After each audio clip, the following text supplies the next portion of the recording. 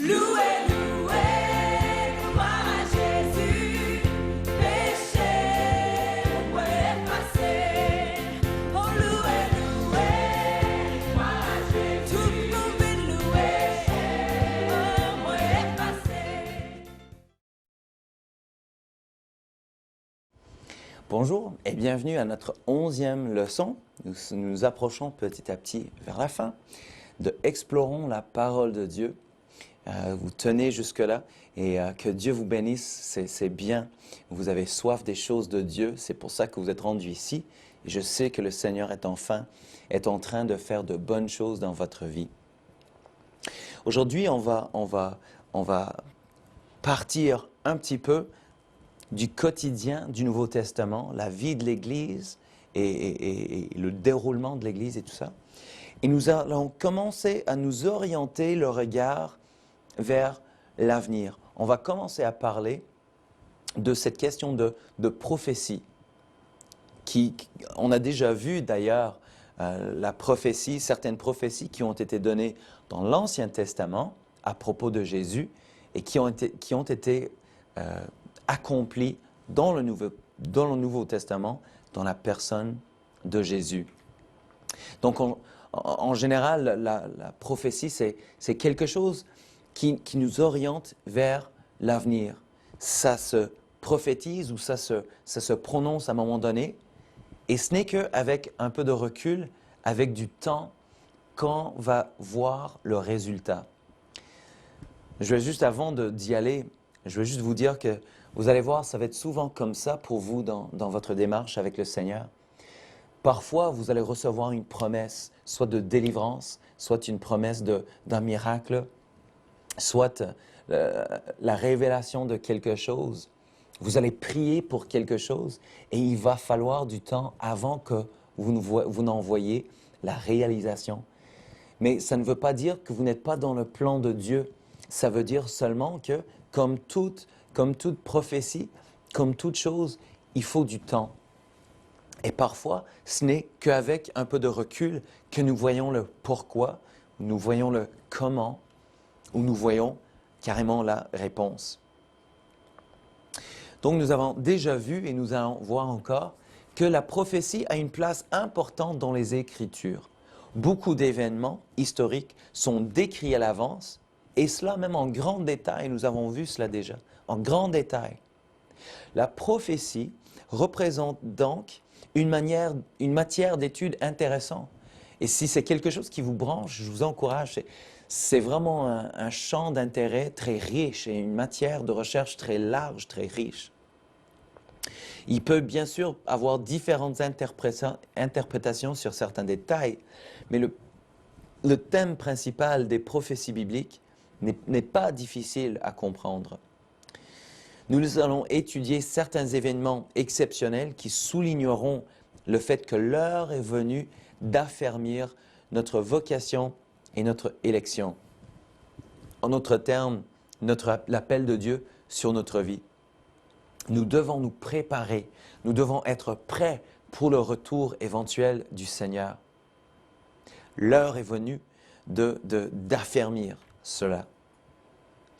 Les prophètes de l'Ancien Testament prévoyaient depuis longtemps le rassemblement des Juifs en un pays commun. Mais les Romains ont dispersé les Juifs et ont détruit la ville de Jérusalem. Jésus avait parlé de cet événement à ses disciples en Luc 19, versets 41 à 44, les ayant avertis afin que l'Église puisse se préparer aux problèmes et tribulations qui allaient venir. Et avec chaque prophétie, quand Dieu nous donne des signes, aujourd'hui on va parler un peu de la fin des temps éventuellement. On va voir d'autres choses avant, mais on va parler de la fin des temps.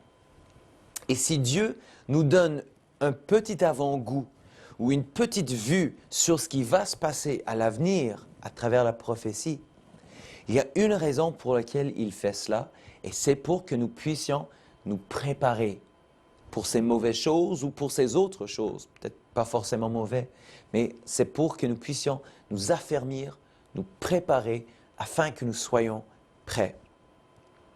Il dit ceci en versets 43 à 44. Il viendra sur toi des jours où tes ennemis t'environneront de tranchées. Ils t'enfermeront et te serreront de toutes parts. Ils te détruiront, toi et tes enfants au milieu de toi. Ils ne laisseront pas en toi pierre sur pierre parce que tu n'as pas connu le temps où tu as été visité. En d'autres termes, Jérusalem, tu n'as pas été prêt. J'aurais voulu te communiquer des choses. J'aurais voulu te permettre de vivre certaines choses. Mais tu n'étais pas prêt. Tu ne voulais pas écouter. Tu ne voulais pas te préparer. Tu ne voulais pas te sanctifier. Tu n'étais pas prêt. Parlons de Jérusalem. Jérusalem était une plaque tournante dans la société juive. C'était le cœur du peuple juif et même plus. C'était le centre religieux puisque le temple s'y trouvait. Il n'y avait qu'un temple. Et les gens, pendant certaines fêtes juives, les gens devaient quitter leur vie de campagne et devaient se trouver pour faire des sacrifices et pour s'assembler autour du temple. Donc c'était un centre religieux puisque le temple s'y trouvait. C'était aussi un centre culturel parce qu'une chose qui est curieuse ou peut-être différente de notre culture occidentale, c'est que leur culture était tellement reliée à leur foi, à leur religion, que les deux étaient inséparables. Ainsi, c'était un centre religieux, mais aussi un centre culturel. C'était aussi un centre commercial, parce que c'était un carrefour des différentes routes de commerce venant du nord, du sud, de l'ouest et de l'est. Donc c'était un centre de commerce. Et à un moment donné, Jésus, il était sur justement une de ces routes, certainement la route qui venait de Béthanie vers Jérusalem et qui passait à la hauteur de la montagne des Oliviers.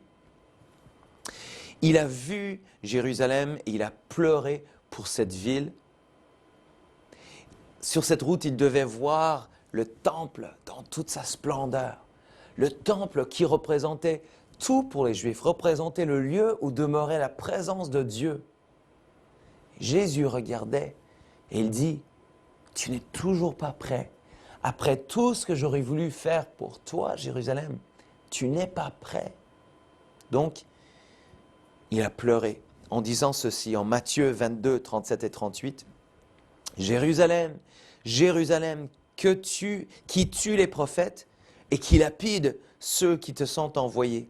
Combien de fois ai-je voulu rassembler tes enfants, comme une poule qui rassemble ses poussins sous ses ailes. Et vous n'avez pas voulu. Voici, votre maison vous sera laissée déserte. » Une petite question. Est-ce que vous le voulez? Dieu, il vient vers vous. Et ce n'est pas la première fois qu'il vient vers vous. Mais il vient vers vous pour essayer de vous donner quelque chose, pour essayer de vous rassembler quelque chose. Mais comme Jérusalem ne l'a pas voulu, est-ce que vous le voulez? Je pense que oui, parce que vous poursuivez. Après la mort de Jésus, les Juifs se sont révoltés contre l'autorité romaine. Et en l'an 70, après la mort de Jésus, le général Tite et l'armée romaine ont mis la ville de Jérusalem en siège. Et la ville a été complètement détruite pour 3 raisons. Premièrement, parce que c'était le jugement de Dieu sur le péché de Jérusalem. Ce n'est pas la première fois qu'on voit que la désobéissance amène des conséquences et le jugement de Dieu. C'était le jugement de Dieu pour leur péché. Deuxième raison pour laquelle Jérusalem a été détruite, c'était parce que les Romains voulaient détruire et écraser la religion juive. Ça représentait une menace à eux.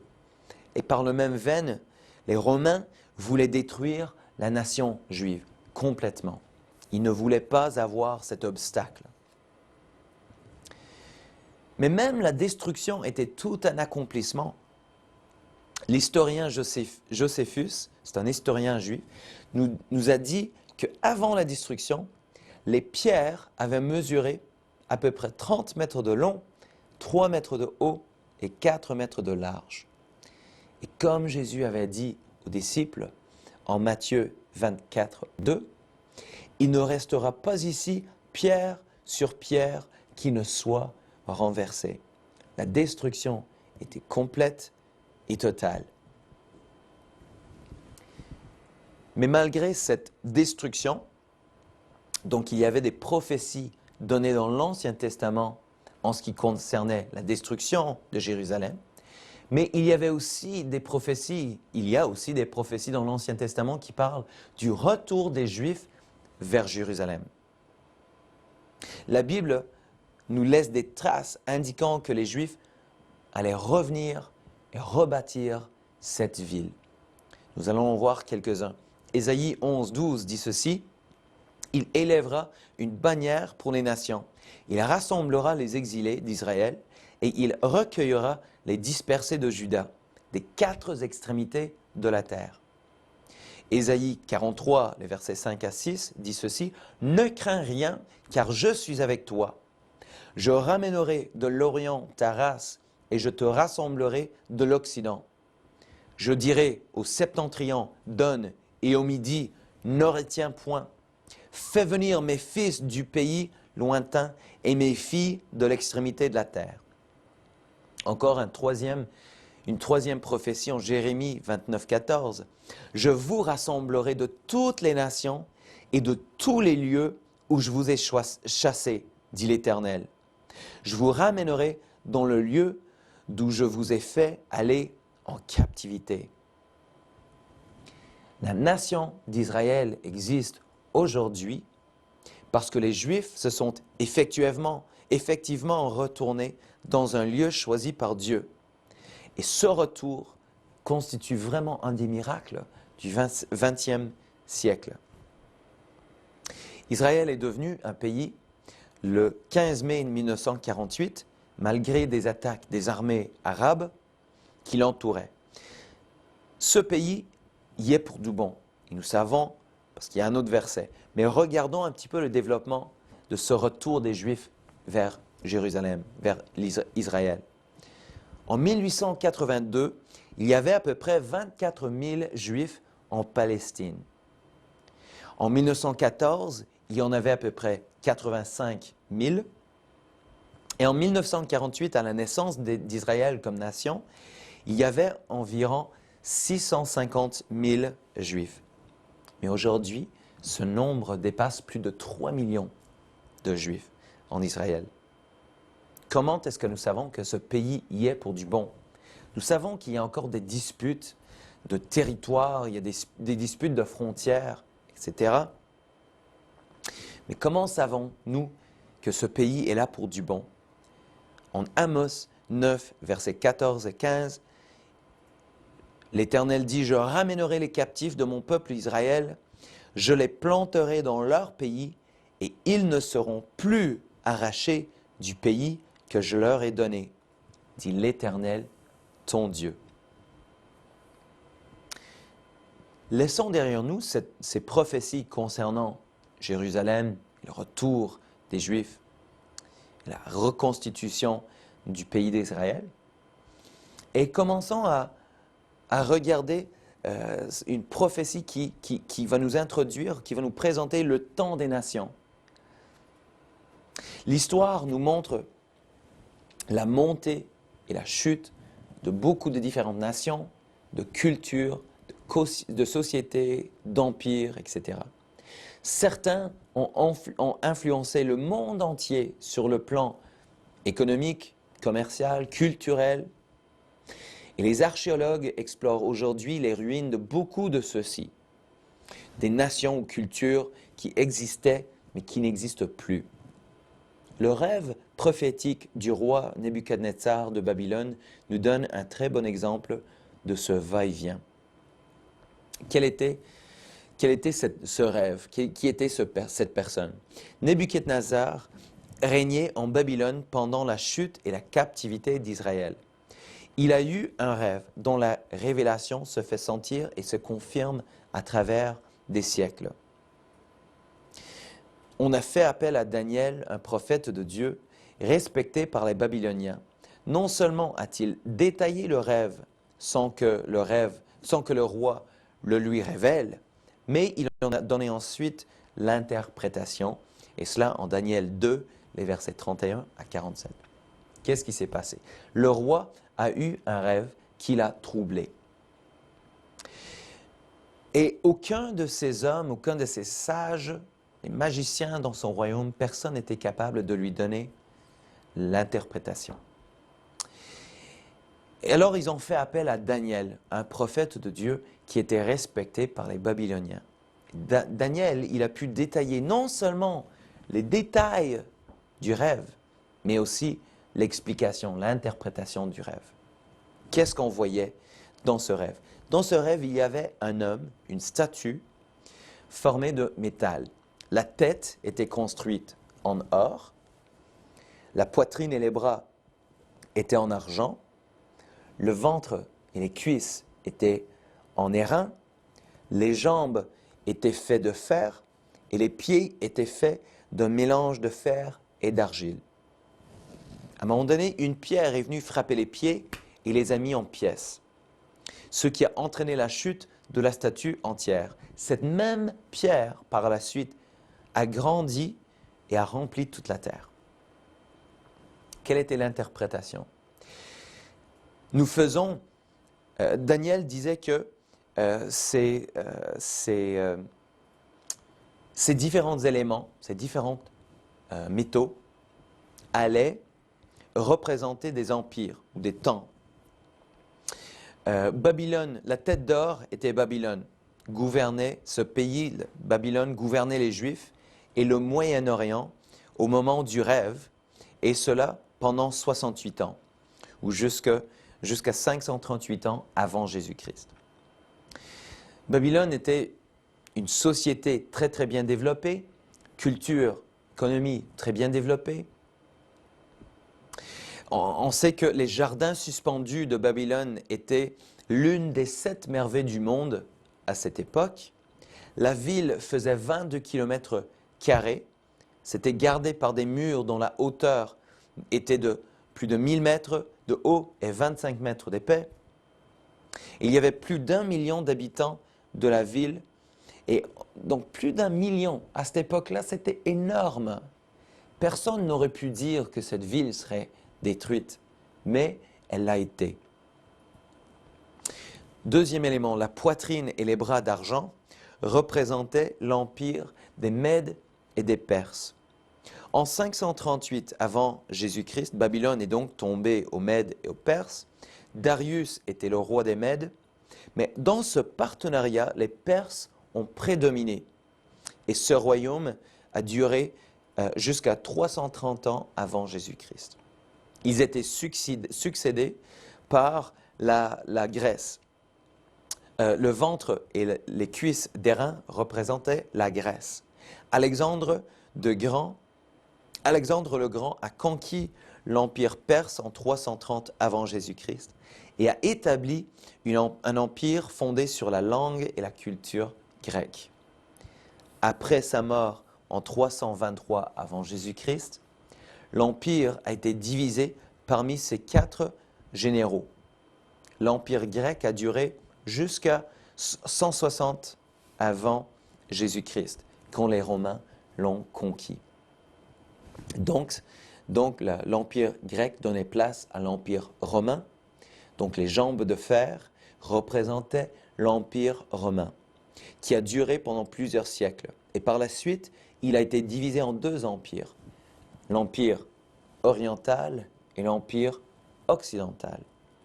Les pieds de fer et d'argile représentaient l'empire romain ressuscité, une fédération de 10 nations qui est représentée par les 10 orteils de la statue. Et ça, on le voit en Daniel 7, versets 7 à 8, et Apocalypse 17, le verset 12. Cette puissance mondiale qui va surgir dans les derniers jours sur le territoire du premier empire romain. C'est en ce temps que l'Antéchrist commencera à prendre de l'importance dans le monde. Et tout ceci mènera éventuellement à la grande tribulation et au combat d'Armageddon. Mais qu'en est-il de cette pierre? Cette pierre, l'apparition de Jésus-Christ au combat d'Armageddon, détruira tous les royaumes de ce système mondial. Dieu va établir un nouveau royaume sur la terre, et cela pendant 1000 ans. Ça va s'appeler le millénaire. Et ça, on le voit d'après Apocalypse 20, les versets 1 à 6. Le premier miracle dans toute cette histoire, c'était que Dieu ait révélé à Daniel le contenu du rêve. Et puis encore plus loin, encore plus miraculeux, c'est qu'il a pu en donner l'interprétation aussi. Il est impressionnant de voir à quel point l'histoire donne raison aux rêves. Mais quand le monde verra l'accomplissement de cette dernière partie où Jésus va venir et sauver cette situation, cette bataille entre l'Antéchrist et les forces de Dieu à l'Armageddon, quand Jésus va venir et briser tout cela, le monde entier va savoir à quel point Dieu est patient.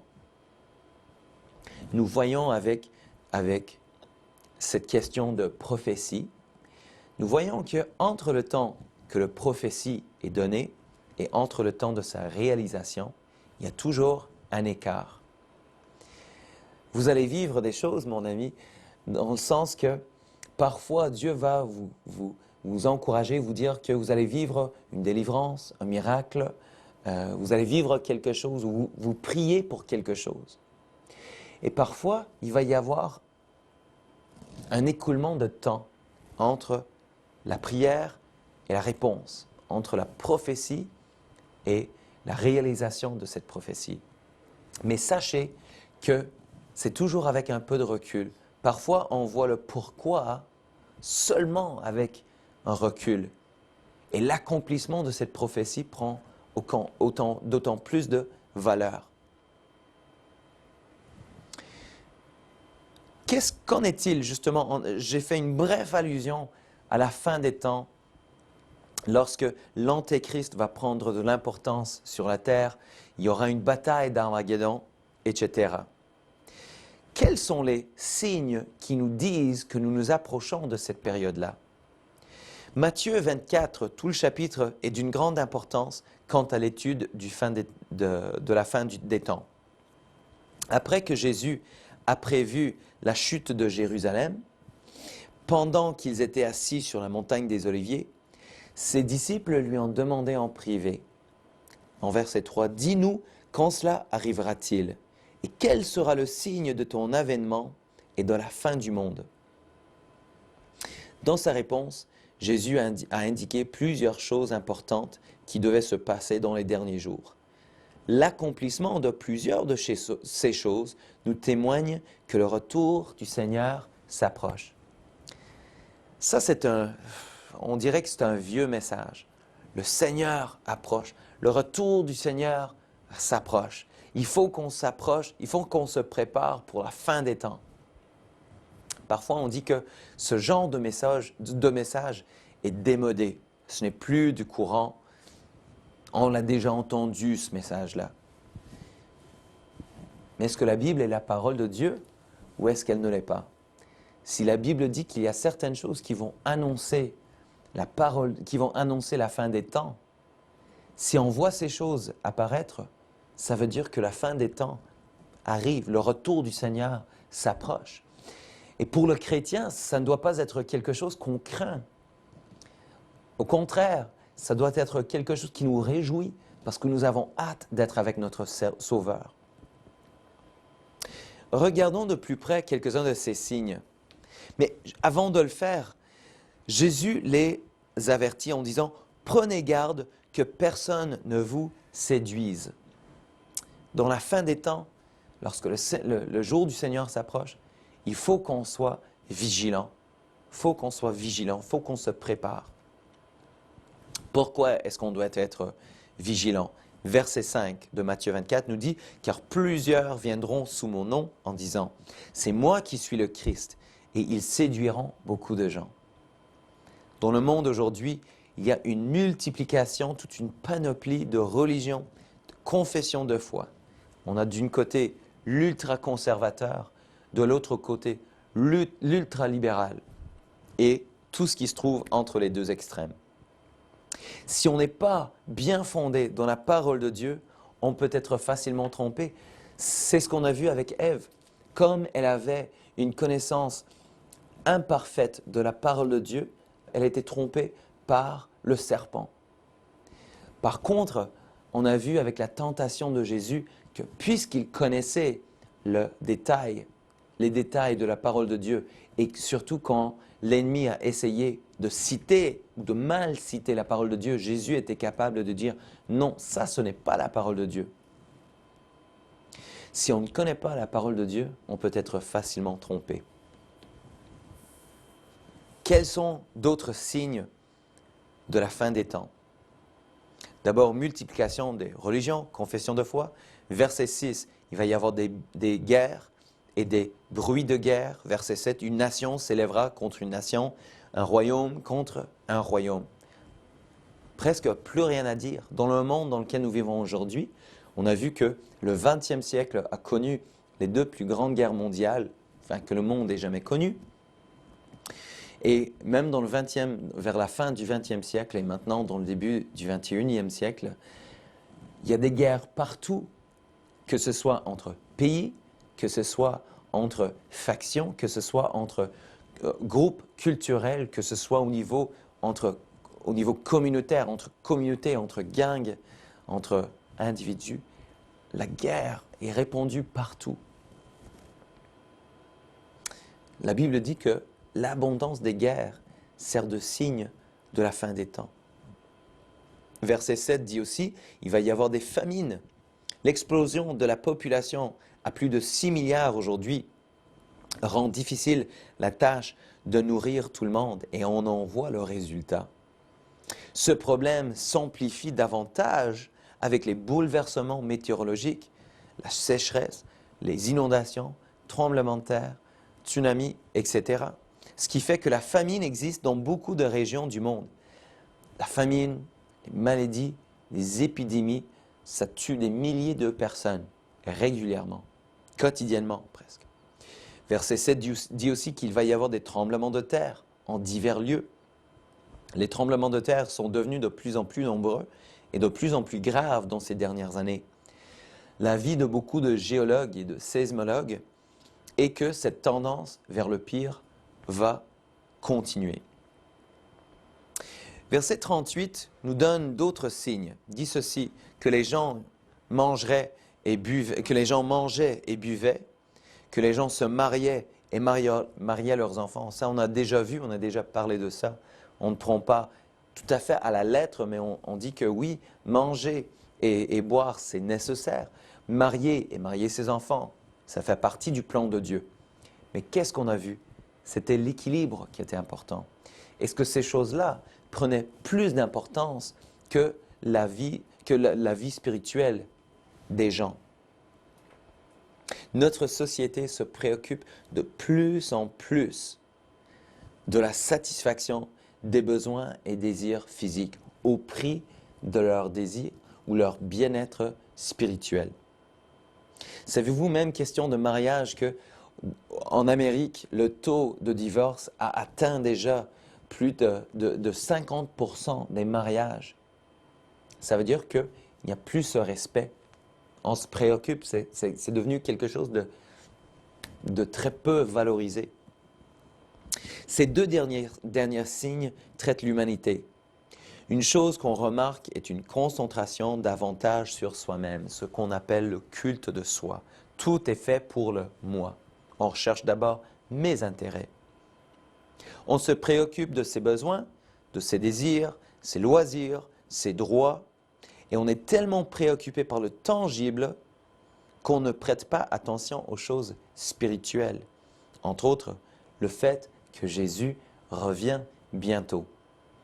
On est tellement préoccupé par les choses du quotidien qu'on oublie ou on choisit de négliger le fait que le retour du Seigneur est proche.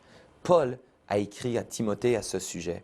2 Timothée 3, les versets 2 à 5, il dit « Car les hommes seront égoïstes, amis de l'argent, fanfarons, hautains, blasphémateurs, rebelles à leurs parents, ingrats, irréligieux, insensibles, déloyaux, calomniateurs, intempérants, cruels, ennemis des gens bien, traîtres, emportés, enflés d'orgueil, aimant le plaisir plus que Dieu, et en l'apparence de la piété, mais reniant ce qui en fait la force. Avez-vous jamais entendu de description plus adéquate, plus à propos de la génération dans laquelle nous vivons, quand nous regardons la société, la grande société, ça nous décrit. C'est un signe des derniers temps. C'est un signe que le retour du Seigneur est proche. Paul a alors donné un avertissement direct à Timothée. Il dit « Éloigne-toi de ces gens-là. Ne prenez pas part à ce style de vie. Toi, Timothée, jeune chrétien, mon fils dans la foi, toi, tu dois vivre différemment. Toi, tu es chrétien, il faut vivre différemment. » Ça, c'est la leçon pour nous aussi. Nous devons vivre autrement. Dernier diagramme qu'on va voir dans cette 11e leçon, c'est que Jésus, on va parler du fait que Jésus va venir pour son Église. Qu'est-ce qui va se passer quand Jésus viendra? L'apôtre Paul a écrit à l'Église de Thessalonique du grand espoir qui était à venir pour l'épouse de Christ. C'est une image de l'Église. Et l'Église, c'est quoi? C'est vous, c'est moi, ensemble. Donc, voici notre grand espoir. Cet événement s'appelle l'enlèvement de l'Église. Plusieurs choses sont claires au sujet de cet événement monumental, comme l'indique 1 Thessaloniciens 4, les versets 13 à 18. Au sujet des morts, nous ne devons pas nous affliger comme ceux qui n'ont point d'espérance. Verset 14, puisque Jésus s'est ressuscité, il ressuscitera les morts en Christ. Verset 16, le Seigneur lui-même descendra du ciel, il y aura un cri merveilleux avec la voix de l'archange inclus et la trompette de Dieu retentira. Ceux qui sont morts après avoir vécu leur vie pour Jésus, ressusciteront premièrement. Les saints vivants seront enlevés avec ceux qui sont ressuscités dans les nuées. Et tous rencontreront le Seigneur Jésus dans les airs. Et nous serons toujours avec le Seigneur. Nous devons nous consoler les uns les autres avec cette vérité.